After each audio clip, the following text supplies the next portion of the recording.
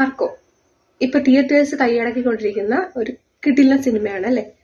ഞാൻ ഇന്നത് കണ്ടായിരുന്നു. പക്ഷേ എനിക്ക് തോന്നിയതെന്ന് വെച്ച് കഴിഞ്ഞാൽ അതിന്റെ ക്ലൈമാക്സ് ഒട്ടും തന്നെ നന്നായിട്ടില്ല എന്നാണ്. കാര്യം എന്ന് പറഞ്ഞാൽ ഒരു കുടുംബത്തിലുള്ള എല്ലാവരെയും കൊന്നിട്ട് പോലും ക്ലൈമാക്സിൽ ഇത്രയും സില്ലി ആയിട്ട് ആ വില്ലനെ കൊന്നിട്ട് പോകുന്ന ഒരു സീന് അതെനിക്ക് അക്സെപ്റ്റ് ചെയ്യാൻ പറ്റിയിട്ടില്ല.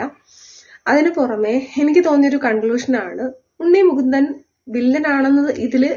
ഇത് കണ്ടതിൽ എനിക്ക് തോന്നിയത് ഉണ്ണി മുകുന്ദൻ വില്ലനാണ്. അതിലൊരു ക്യാരക്ടർ പറയുന്ന ഒരു ഇതുണ്ട് എന്ന് പറഞ്ഞാൽ മാർക്കോ എന്ന് പറയുന്ന ക്യാരക്ടർ ബാക്കി എല്ലാരെയും കൊന്നിട്ട് ഒറ്റയ്ക്ക് ജീവിക്കാനാണ്. അതൊരു കുറ്റപ്പെടുത്തൽ പോലെ മാർക്കോയെ പറയുന്ന ഒരു ഡയലോഗുണ്ട്. പക്ഷെ ആ ഒരു ഡയലോഗും ക്ലൈമാക്സിൽ ഉള്ളൊരു ആ കണക്ഷനും തമ്മിൽ നോക്കുമ്പോൾ പറഞ്ഞത് ശരിയാണ് എന്നൊരു തോന്നലുണ്ട്.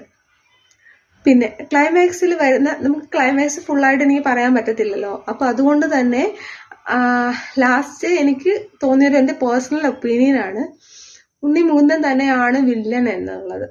എല്ലാവരെയും നശിപ്പിച്ച് ഒറ്റയ്ക്ക് വാഴാനായിട്ട് അതിന്റെ ക്ലൈമാക്സ് നമ്മളെ ഫിലിമിന്റെ ഡീറ്റെയിൽസ് ഫുൾ എഴുതി കാണിച്ച് ക്ലൈമാക്സിൽ എഴുതി കാണിച്ചതിന് ശേഷം ലാസ്റ്റ് ജസ്റ്റ് ഒരു ക്ലിപ്പും കൂടെ കാണിക്കുന്നുണ്ട്. അത് കാണാതെ പോയവരുണ്ട്.